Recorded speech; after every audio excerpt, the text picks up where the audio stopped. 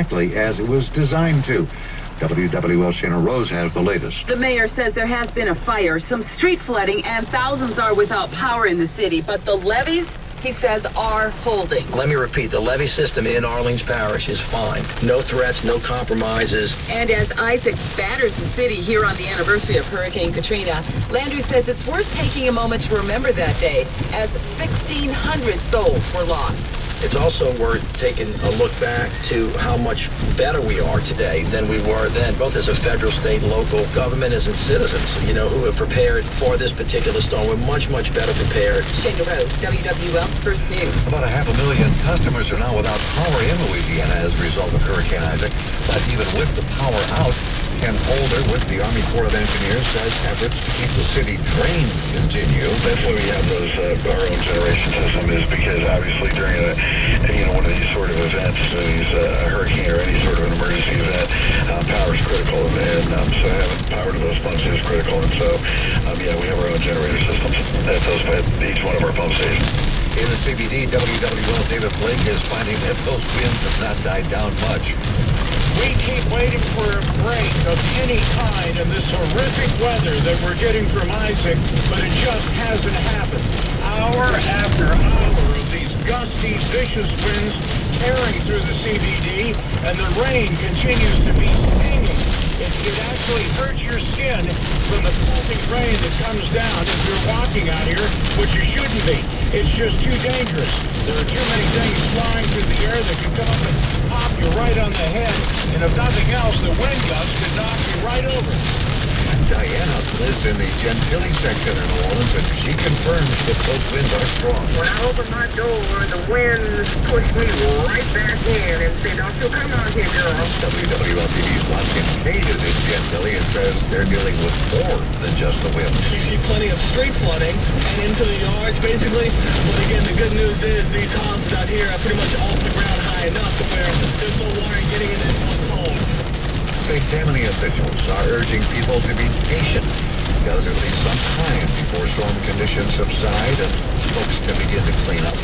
WWL's Chris Miller reports until then, folks trying to go outdoors are only taking unnecessary risks. Storm conditions persist, and St. Tammany Parish President Pat Brisner says sheltering in place is still advised.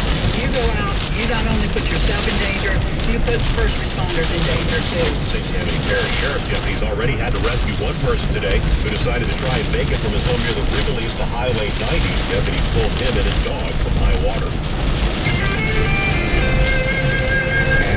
WWL forecast. We'll continue to feel the effects of Isaac for the rest of the day today and tomorrow, too. Let's break it down. Afternoon and evening, we'll see a 100% chance of rain with a wind that is still expected to be gusty. The winds will be nearly 70 miles an hour during their peak.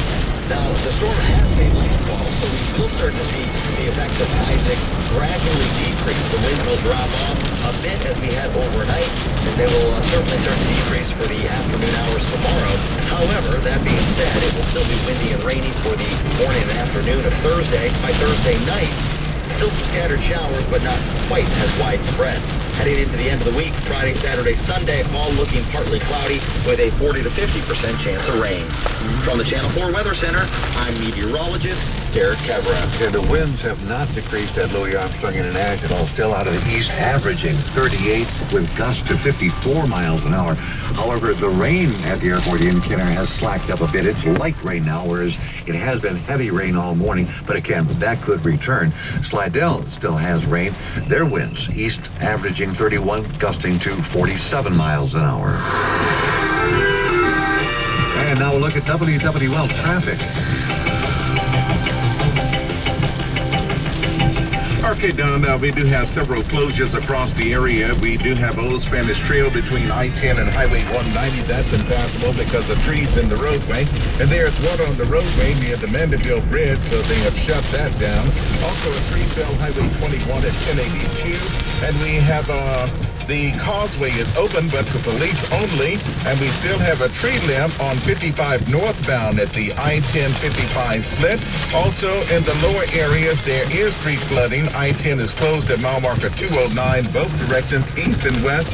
Traffic is being diverted at I-55. And Kenner Police, there's a pole down in the roadway on Hudson and standing water on Vintage Road. And a tow truck driver says that the police units are not letting anyone use the airline underpass at Causeway Boulevard. If you must go this way, you will have to use the up ramps to get around it. Also, the Bridge City Avenue area near the Huey Long Bridge, we have a tree in the roadway. And the underpass at Paris at Gentilly is impassable because of water on the roadway. And we also have Canal Street at Johnson Street down the power line.